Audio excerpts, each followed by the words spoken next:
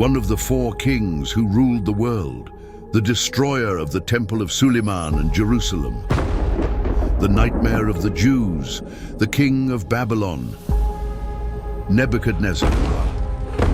Tell me my dream, or you will die. And one command echoed across the lands: kill them all. But one dream would change everything. A forgotten dream would turn into a prophecy that would shake empires.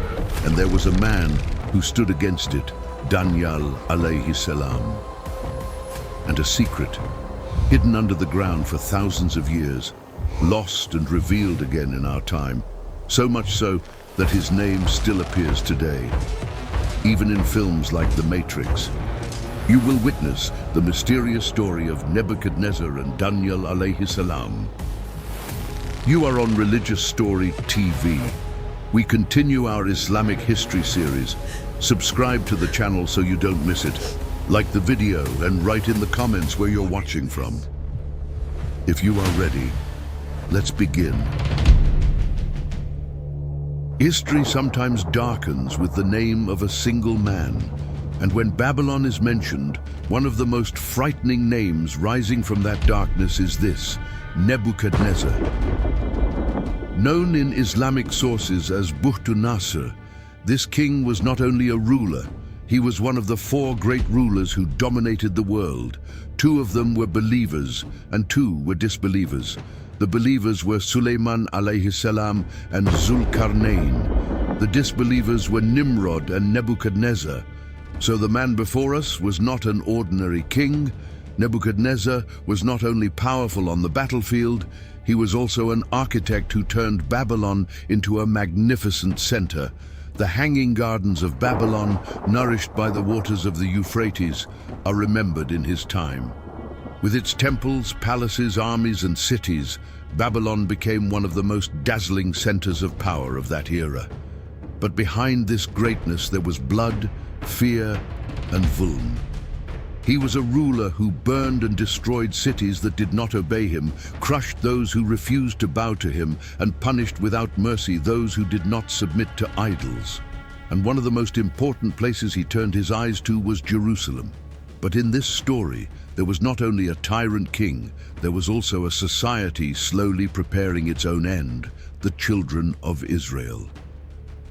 At that time, in the region of Jerusalem, there were many prophets and scholars. It is even narrated that almost every neighborhood had a Nabi.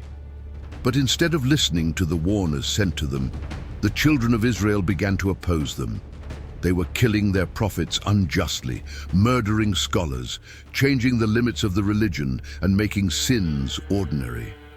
Alcohol, zina, interest, and bidah had spread deeply into society. This was no longer just a moral corruption. This was the moment when divine warning reached the door. First, Allah gave them a chance. According to narrations, when Nebuchadnezzar was sent upon them for the first time, he was turned back because they repented. But time passed. They returned to their old sins. Oppression increased. New practices were added into the religion. The voices of the prophets were silenced. Hearts became hardened. And then Nebuchadnezzar appeared again. This time, not to turn back. This time, to stand at the gates of Jerusalem. His army was large, his power was terrifying, his rule was vast. But what made him truly dangerous was not only the sword in his hand. What made him terrifying was that he was described as a heavy punishment sent by Allah upon a rebellious people. So what was approaching Jerusalem was not only the army of Babylon. What was approaching was the result of years of accumulated sins, the prophets who were killed, the truth that was silenced, and the warnings that were denied.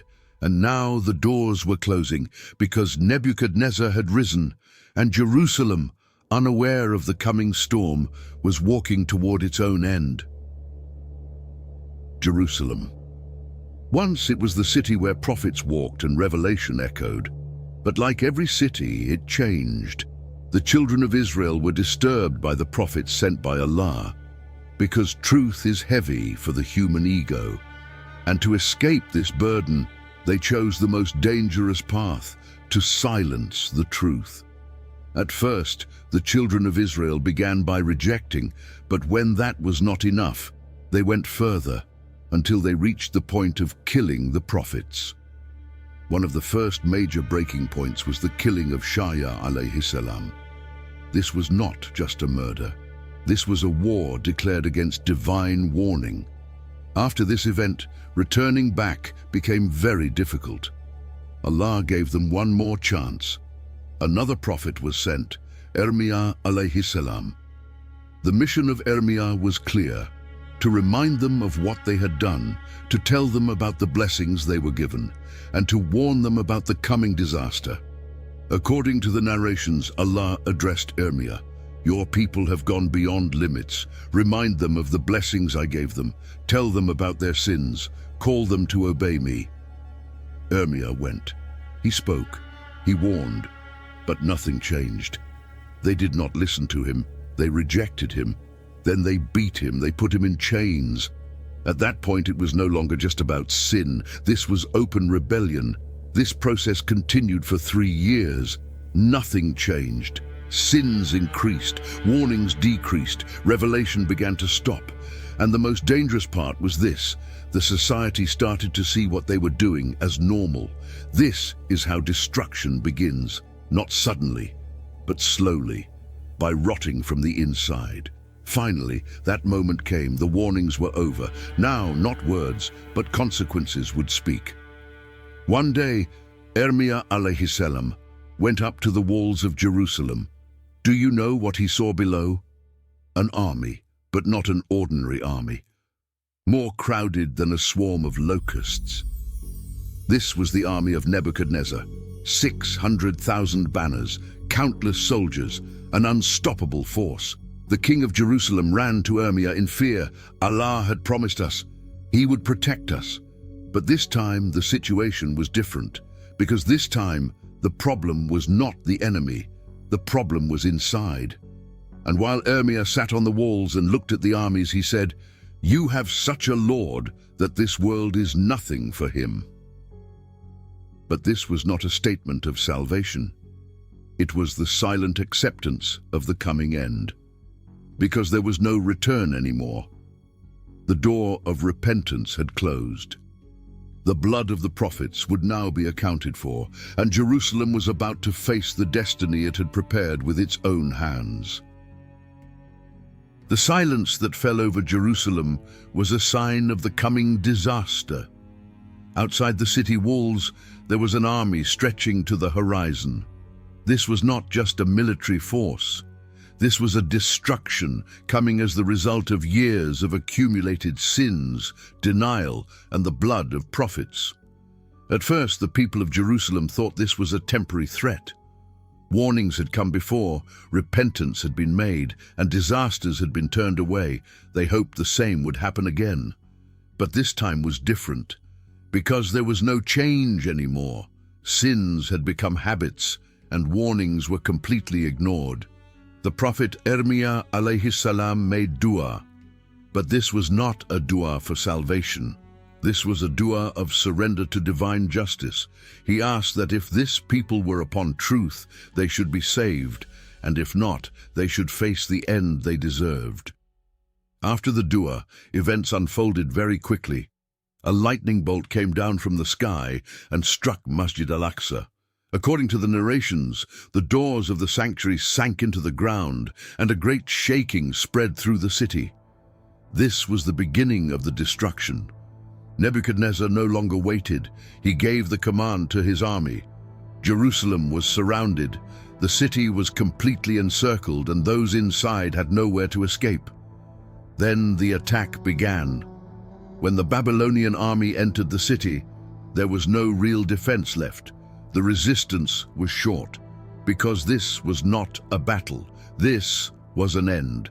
The city was set on fire. Houses, streets, and places of worship began to burn one by one. The Temple of Suleyman alayhisselam, considered the heart of Jerusalem, was completely destroyed. This was not just a building. This was the collapse of a civilization. Soil was piled over Masjid Al-Aqsa, Nebuchadnezzar ordered his soldiers to remove their armor, fill them with soil, and pour that soil over the sanctuary. In the end, the sacred place was completely covered and became invisible. The massacre was even more terrifying. According to sources, hundreds of thousands of people were killed. Some narrations say the number was between 800,000 and 2 million. It is even said that the Euphrates River flowed with blood for days. This was not only a physical destruction, this was the complete collapse of a society. Some were killed, some were enslaved, and some were taken captive in chains. Jerusalem was no longer a city, it was a ruin, and this ruin would remain like this for 70 years. For Nebuchadnezzar, this was a victory. But in reality, this victory showed a truth far greater than his power. People saw it as the success of a king. But in truth, this was the manifestation of divine justice, because sometimes a city is not destroyed from the outside, but from within. And this is how Jerusalem fell. Allah informs this truth in the Quran at the beginning of Surah Al-Isra. We declared to the children of Israel in the book, "You will surely cause corruption on the earth twice, and you will rise to great arrogance. When the time of the first corruption came, we sent against you strong servants of ours. They entered between the homes and searched every place. This was a promise fulfilled." The strong servants sent for the first corruption were this: Nebuchadnezzar. A people who tried to silence the prophets were, in the end, silenced by history itself. But this silence was not only a disaster, it was also the beginning of a new story. Because among those groups taken into exile, a child would be walking, someone whose name no one yet knew, and that child's name would still be remembered centuries later. After the fire was extinguished, nothing remained in Jerusalem except ashes. Those who survived were divided into two groups, those who escaped and those who could not. Those who escaped sought refuge in Egypt.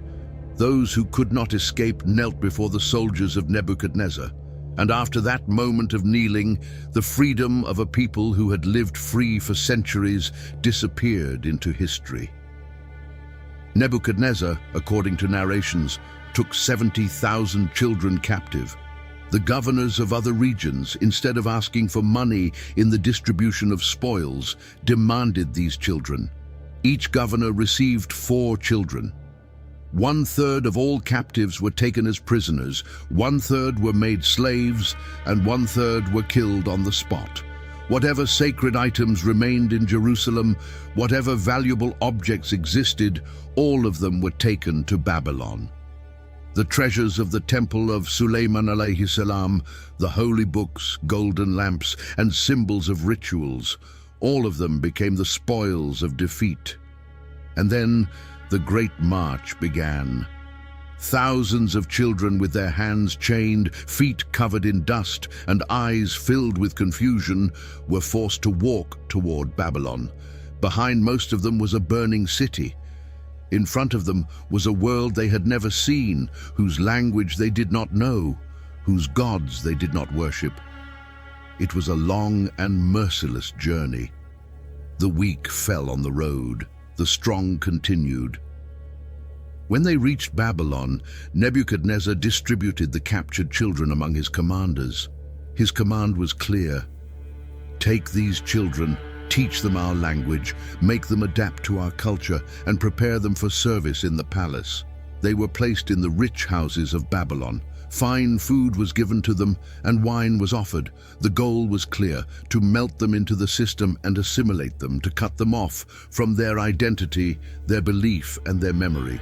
And for most of them, this plan worked. Growing up in that luxurious environment, the children slowly began to lose their Jewish identity. They became used to alcohol, fell into haram, and accepted living under the shadow of idols. The exile of Babylon was not only a physical captivity, it was the captivity of souls, it was the erosion of faith, it was the erasing of the memory of generations.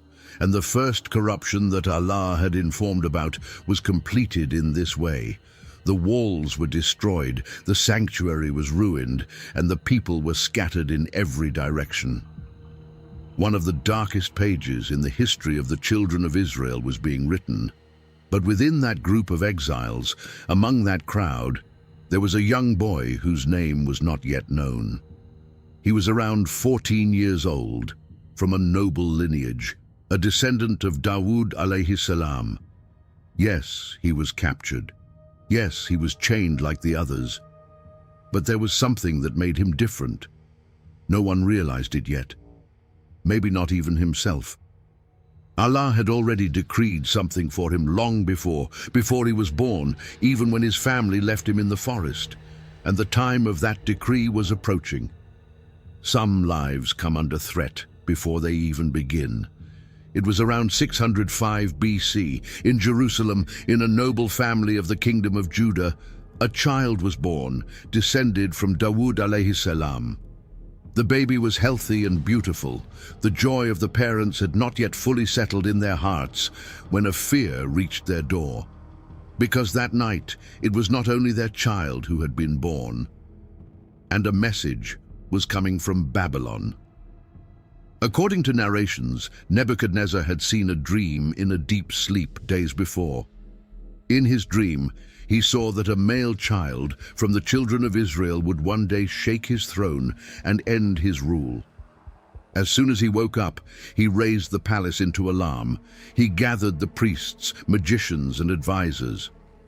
"What does this dream mean?" he asked. And the answer from all of them was the same. "O king, this dream points to a reality. If that child is born, your throne is in danger." Nebuchadnezzar's decision did not delay. A decree was issued. That night, and from then on, all male children born among the children of Israel would be identified and killed. Just like in the times of Ibrahim alayhisselam and Musa alayhisselam, there would again be someone who would have to be hidden even as a baby, and in the future he would shake the kingdom. And so, in this repeating history, the king's soldiers spread through the city once again. Every house was entered, every birth was checked, mothers held their babies and soldiers tore them away. That night in Jerusalem was filled with the cries of children. In the middle of that chaos, a small baby was born. His family gave him a name, Daniyal. It meant Allah has judged, and truly Allah had already made a decree about this child. But his family did not know this. They were only filled with fear. What could they do? To surrender him meant death. To hide him was only temporary. The soldiers would find him sooner or later. There was no time to escape. In that helpless moment, only one thought came to their minds: to leave it to Allah. The mother's eyes filled with tears. She wrapped the baby, held him close, and smelled him one last time. Then she stood up. She walked toward the forest. It was a lonely, wild forest. There were lions, there were wolves, danger in every corner. But staying at home was also dangerous, maybe even more. She found a place. She knelt down. She gently placed the baby on the ground. She looked at his small face one more time. Tears flowed from her eyes. Then she turned and walked away, without looking back. In the forest, under the leaves, a small baby was left alone. The chance of survival was almost zero. There was cold. There was hunger, and that forest was not empty. It was the home of wild animals. But the protection of Allah does not follow limits. That night, in that forest, what happened to that baby is something we will now see. A chain of miracles that challenges the limits of human understanding was about to begin. The forest was silent.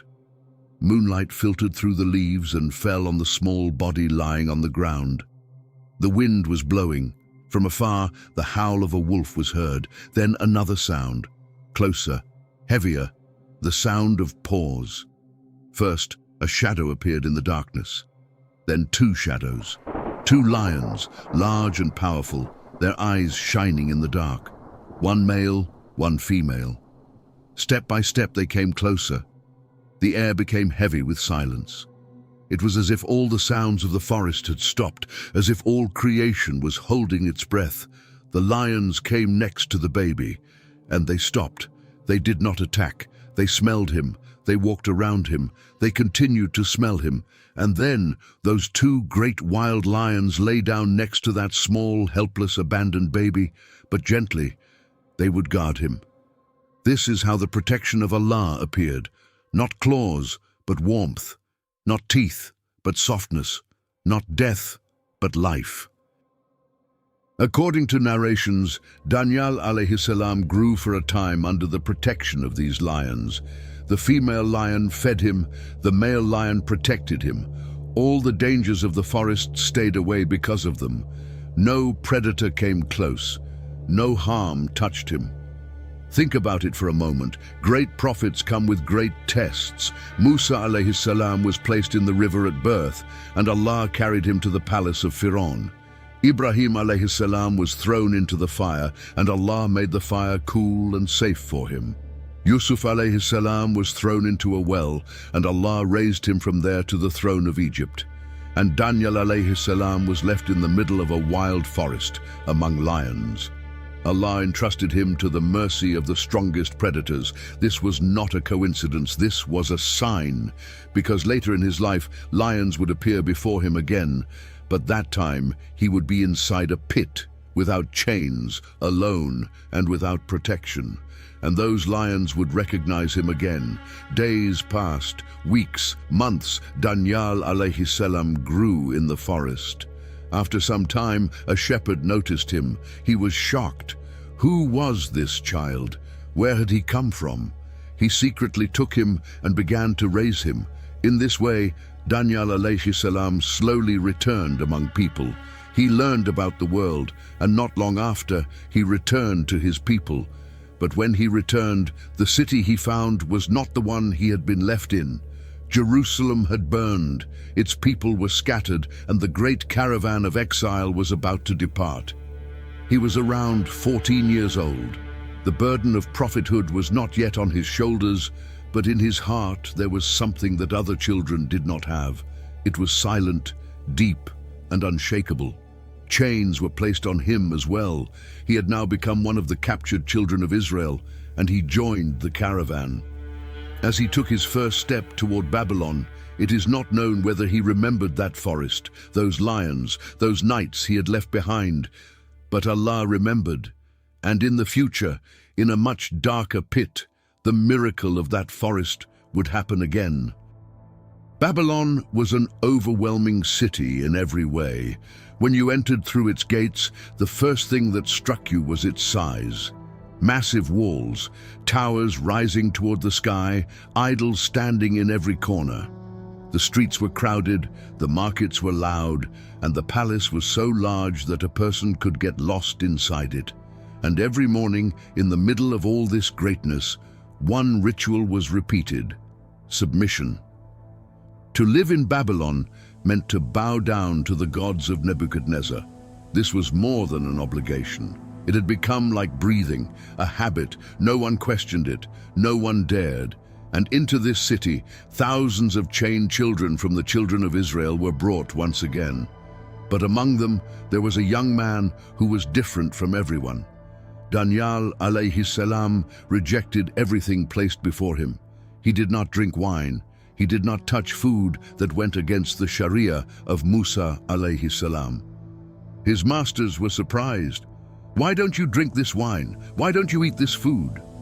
Daniyal alayhi salam answered calmly, "I only live on vegetables and water." To keep even a single haram bite from entering his throat, he lived on vegetables and water in the middle of that abundance. And the strange thing was this. After 3 years, the healthiest and strongest people in the palace were him and his companions. During this time, prophethood was granted to Daniyal alayhi salam, and he began his mission. In the streets of Babylon, in the corridors of prisons, he spoke to people. "Believe in one Allah. These idols do not benefit you, nor do they harm you. Hukm belongs only to Allah." These words reached certain ears, and from those ears they were carried to the palace. The nobles of the palace ran to Nebuchadnezzar. "This young man from the children of Israel is calling people to his religion. If you leave him, he will gather people and create fitna." Nebuchadnezzar did not hesitate. He gave the order, "Throw him into prison." Daniyal alayhisselam was thrown into prison.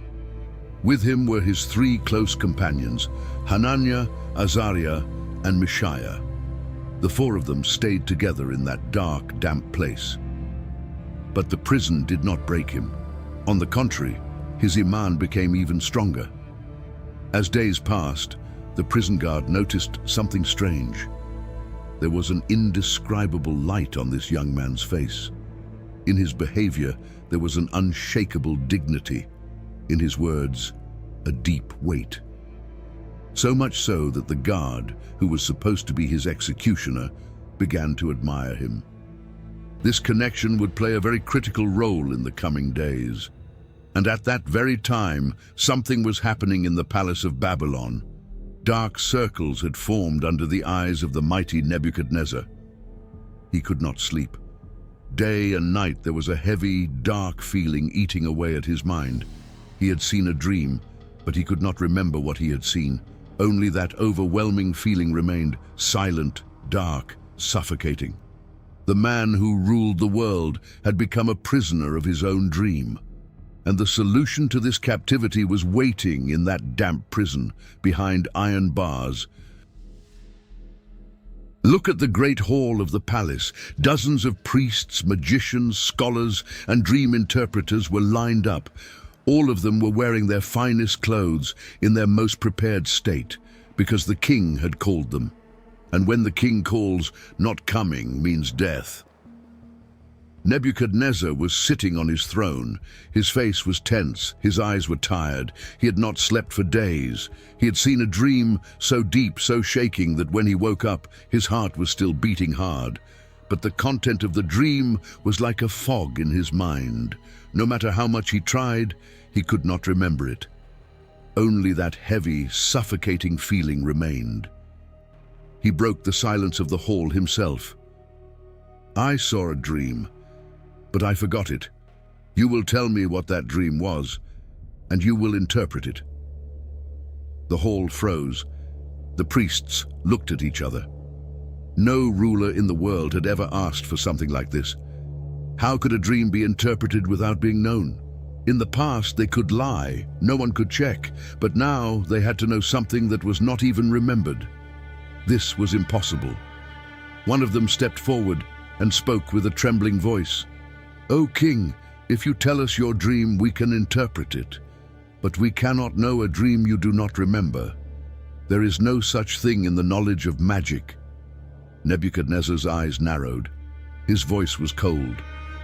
"Either you tell me my dream and interpret it, or you go to the gallows."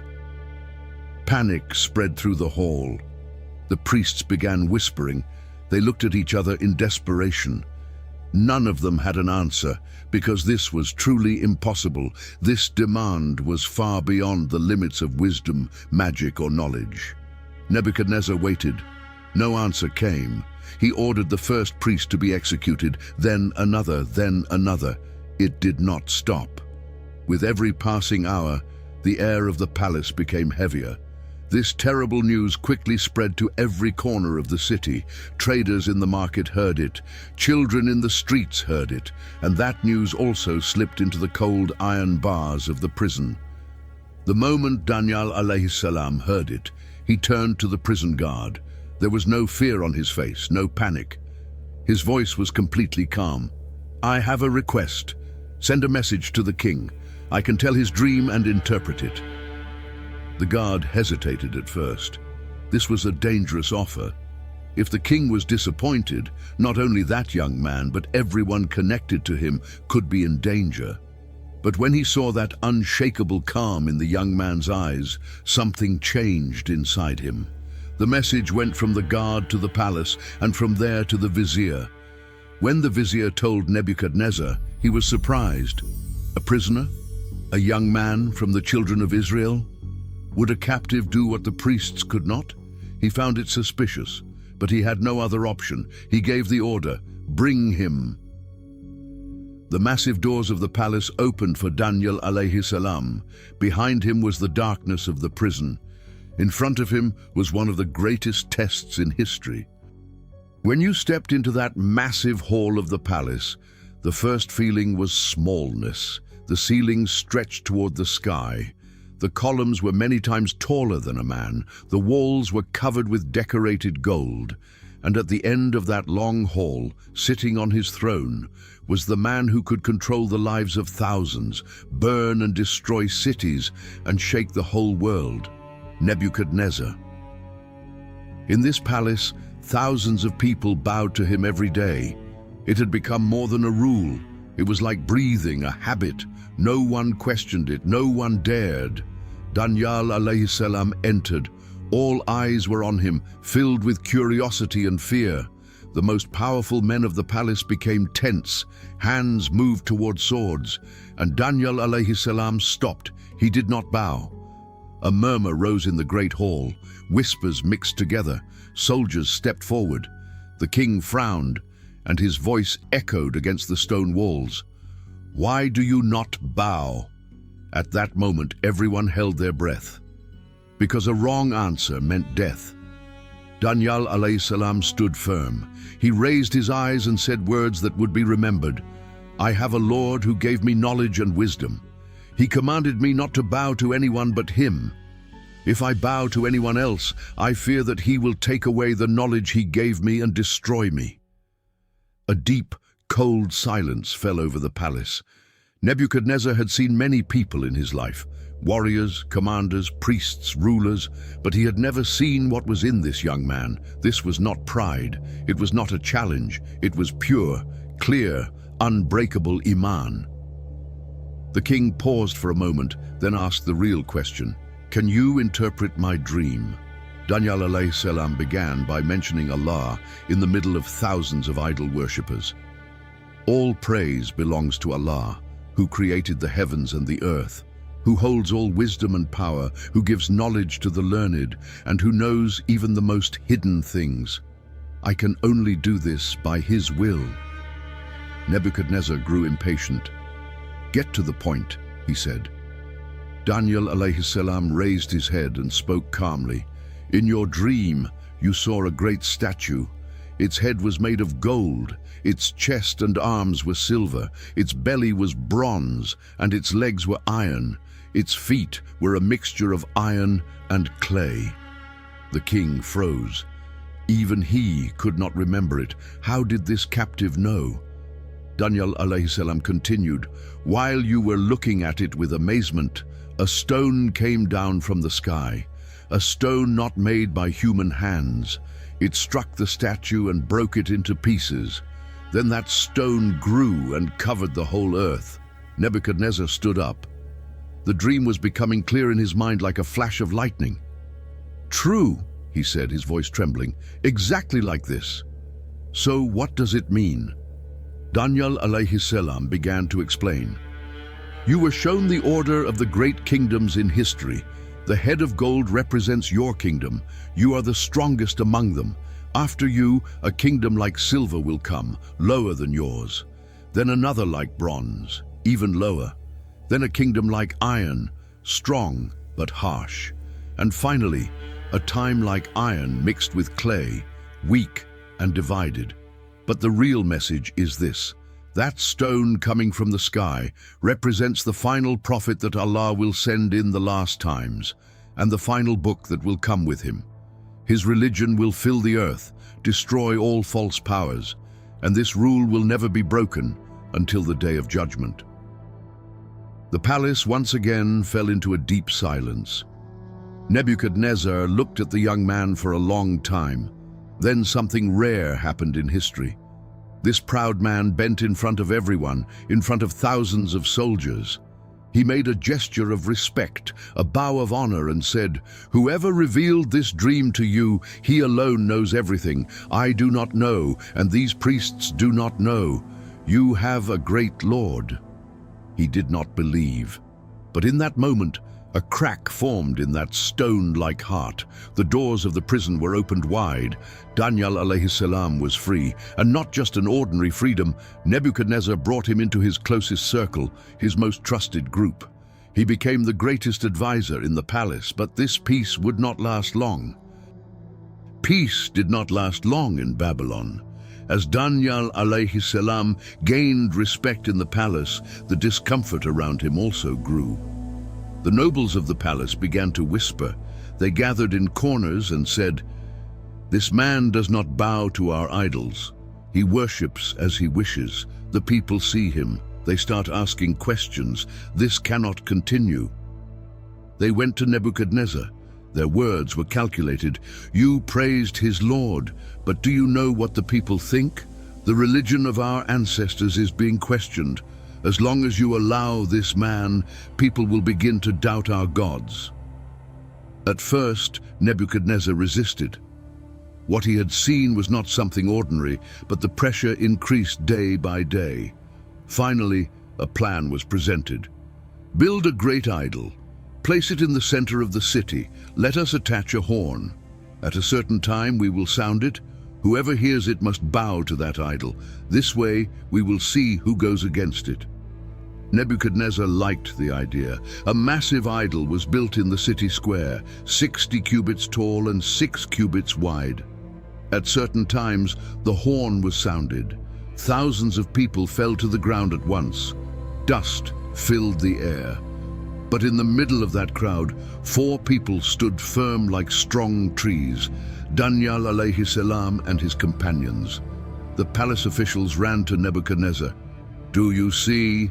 They still do not bow." This time, the king was much harsher.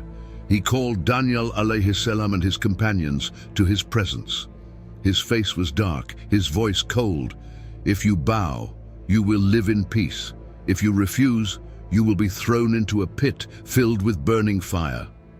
Daniyal alayhisselam answered with his usual calm, "We will never bow. We do not fear these threats at all. Allah, the only ruler of the heavens and the earth, is able to save us from anything." The order was given. A huge pit was dug in the city square. It was filled with blazing fire. The flames grew so intense that even the soldiers could not come close. Daniyal alayhisselam and his companions, with their hands tied, were thrown into the pit from a distance. Nebuchadnezzar and the nobles waited. They wanted to hear those terrible screams, but there was only deep silence. The king could not resist his curiosity. He went as close as the heat allowed, bent down and looked into the flames. At that moment he froze, because no one was burning. Daniyal alayhisselam and his companions were in the middle of those flames, sitting calmly as if they were in a peaceful garden, worshipping.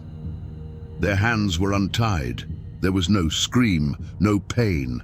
And with them was someone else, someone the king had never seen before. A 4th person. Nebuchadnezzar asked with a trembling voice, "Who is that one with you?" Daniyal alayhisselam answered with dignity from within the fire, "He is an angel sent by Allah." At that moment, something broke inside Nebuchadnezzar. It was no longer possible for him to deny the greatness of Allah. He shouted, "Your Lord never leaves you alone. What a great Lord he is!" When they came out of the fire, the people could not believe their eyes. Not a single hair on their heads was burned. There was not even the smell of smoke on them. Nebuchadnezzar granted them complete freedom of worship, but even this time of peace would not last long. In the dark corners of the palace, the forces of evil gathered again, this time far more determined. The fire did not work, they said among themselves. But hungry lions are different. No magic can stand against hungry lions. Babylon was the center of magic in that time. This idea made sense to Nebuchadnezzar. A new decree was announced. Whoever refuses to bow to the idols will be thrown among lions, driven mad by hunger. This time, Daniyal alayhisselam would be thrown in alone. Those lions had been deliberately left hungry for days. Their anger and hunger were pushed to the highest level. A massive pit was prepared in the center of the city. Thousands of people gathered. Danyal alayhisselam was brought to the edge of the pit. He looked down into that deep darkness. From below came a terrifying, wild growl that could freeze the blood. His hands were tied tightly, and he was thrown into that dark emptiness. The cover was closed with a loud crash. Those waiting outside pressed their ears against it. They expected the sound of tearing, screams, cries, but the pit was silent. Only a deep, heavy silence. 1 day passed, 2 days, 3, 4. For 5 full days that cover was not opened even once. People in the palace whispered, by now, even his bones must have been crushed. But inside that dark pit, there was a completely different, light-filled world. The moment Danyal alayhisselam's feet touched the ground, he turned to his Lord. With deep humility, he stood in prayer. And at that moment, something incredible happened. Something that could only occur by the permission of Allah. Those wild lions, mad with hunger for days, saw the Prophet of Allah in front of them. And suddenly, they became calm. Not only did they not attack, they slowly approached him, as if afraid to harm him. They smelled him. They circled around him with respect. And like meeting a friend they had known and loved for years, they came and rubbed against him. 5 long days. Outside, everyone thought he was dead.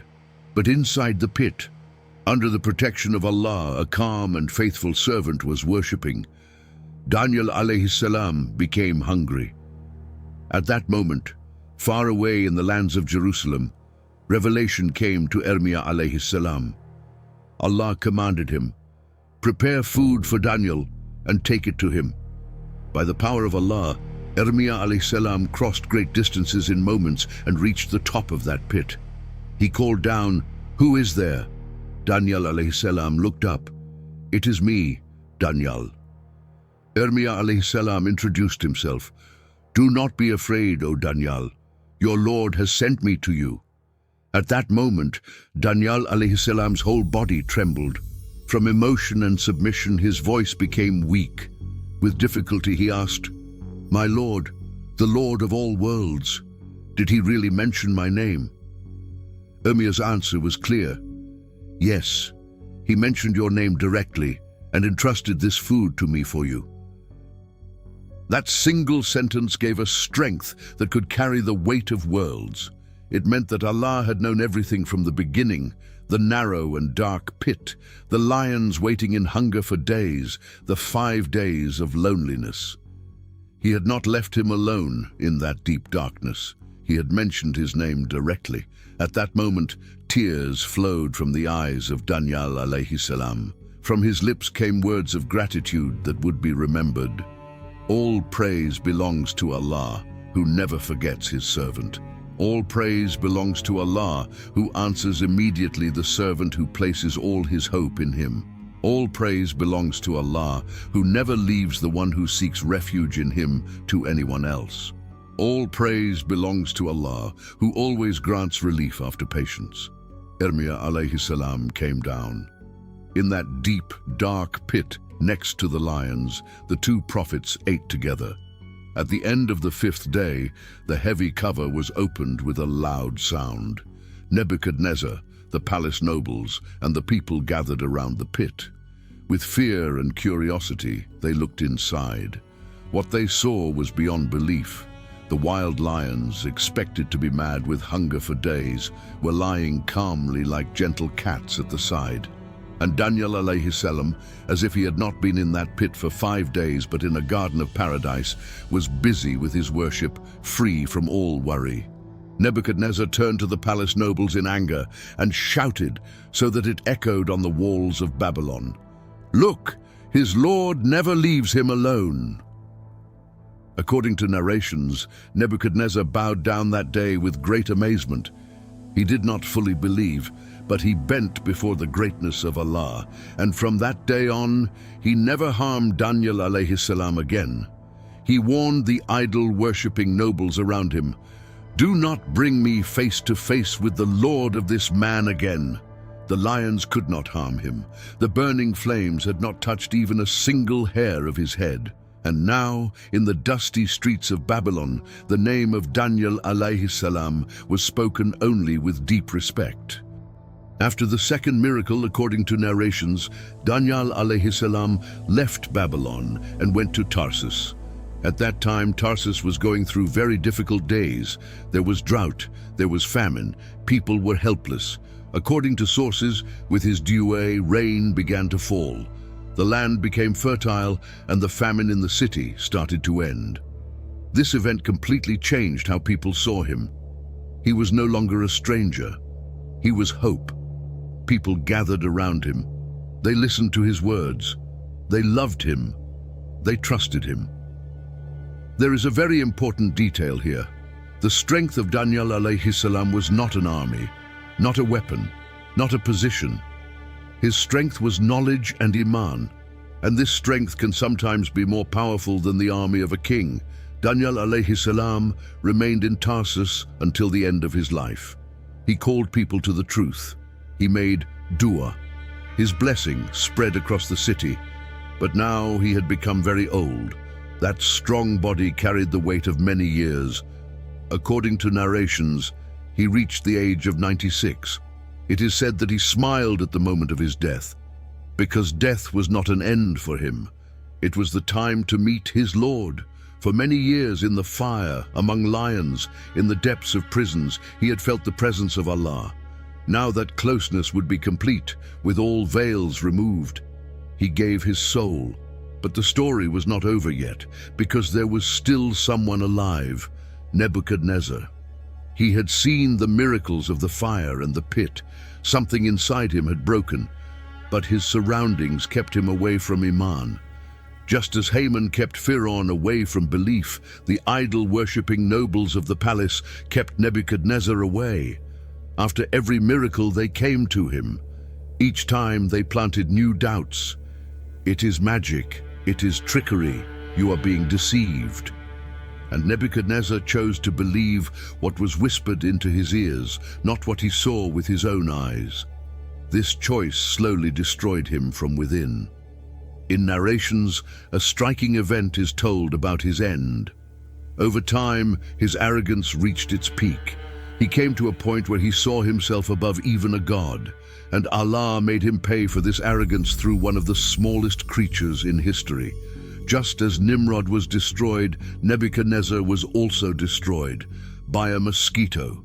The man who ruled the world was brought down by a creature too small to be seen properly by the eye. That mosquito entered his head and affected his brain. For days, for weeks, it consumed him from within. And that powerful body did not fall on a battlefield, but slowly faded away in a bed in silence. The justice of Allah may be delayed, but it never fails to come. After Nebuchadnezzar, the throne of Babylon changed hands. His sons and grandsons tried to continue the rule, but the old Babylon was gone. Over time, the Persian king Cyrus destroyed the Babylonian state. 40,000 Jews were set free. The exile ended. Now we come to one of the most interesting mysteries of this story. Some stories do not end with death. In fact, the real mystery begins after death. One of the most striking parts of the story of Daniyal alayhisselam appeared centuries after his death. A long time had passed. Empires had changed, cities had been destroyed, new civilizations had been built. But in one place, there was a secret hidden deep in the ground. According to narrations, this secret was revealed during the time of Umar ibn al-Khattab. When the Islamic armies reached the region of Tarsus, they noticed something unusual. People in that area were going out to make dua for rain, but this was not an ordinary dua.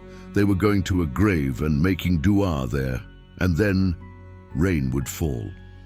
This situation drew the attention of the Muslims, because this was not something normal.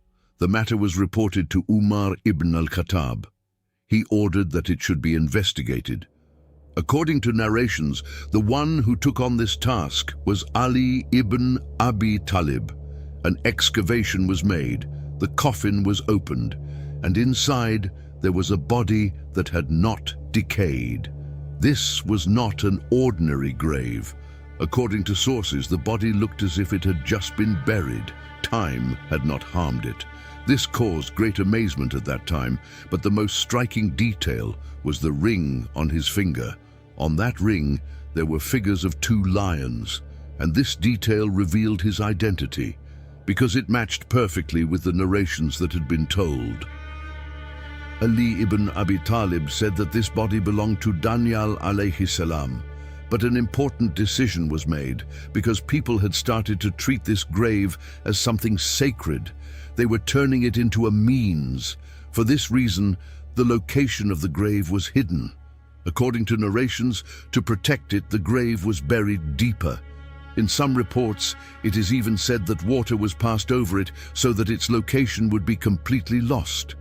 And in this way, the grave of Danyal alayhisselam disappeared once again. Centuries passed. People began to forget this story. The location of the grave turned into a legend until the year 2006. In Tarsus, a simple construction work began in the courtyard of a mosque. But this was not an ordinary excavation. Arches appeared from beneath the ground. Ancient structures came to light. And as the excavation went deeper, something became clear. This was not an ordinary place. This was a historical site. The digging continued. They went down nearly 10 meters, and there a structure was found. This discovery changed everything in the area, because people started asking, could this really be the grave of Danyal alayhis salam? In detailed accounts of this event, it is said that the excavation began as a simple work in the mosque courtyard and then turned into an archaeological discovery. This made the situation very interesting, because a grave that had been hidden for centuries had appeared in a completely unexpected way. But this story is not finished yet, because Danyal alayhis salam was not only a prophet who lived in the past. His words reached until today.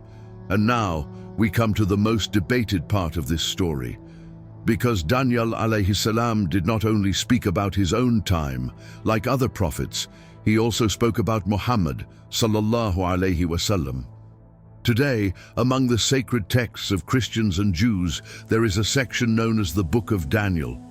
This book contains dreams, visions, and prophecies attributed to Danyal alayhis salam. Many scholars of theology accept that this text has undergone alteration. It is widely accepted, both in Islamic thought and in some Western academic circles, that the current forms of the Torah and the Gospel have moved away from their original revelation. But even within alteration, traces of truth can sometimes remain, and one of the most striking traces in the Book of Daniel is this. Despite alteration, there are passages that are interpreted as pointing to the coming of Muhammad sallallahu alaihi wasallam. In the 2nd chapter of the Book of Daniel, the dream of Nebuchadnezzar is described. The statue with the head of gold, chest of silver, belly of bronze, legs of iron, and finally a stone coming from the sky. That stone destroys the statue and grows until it fills the earth. The Book of Daniel explains this stone as, "The God of heaven will set up a kingdom that will never be destroyed. It will crush all those kingdoms and bring them to an end, but it will itself endure forever." When this prophecy is compared with history, a striking picture appears. The head of gold represents Babylon. The silver chest represents the Medo-Persian Empire. The bronze belly represents Macedonia, the empire of Alexander the Great. The iron legs represent Rome. And the 5th kingdom. When we look at the flow of history, there is one power that overturned these empires, spread across their lands, and has never completely disappeared: Islam. Researchers who study Islamic interpretations of the Book of Daniel often reach this conclusion. The rise of Islam in the 7th century led to the fall of the Sasanian Persian Empire and weakened the Eastern Roman Empire. Muslims conquered lands of these ancient powers multiple times, including Constantinople, and Islam remains a living and growing religion today. The stone that destroys the statue is interpreted as Islam. the force that broke the system of idols and established the rule of one Allah. This connection is considered strong enough that even some Western scholars have discussed it. For example, Joel Richardson has argued that fitting Daniel's prophecies entirely into a purely Christian framework raises historical challenges when compared with the expansion of Islam.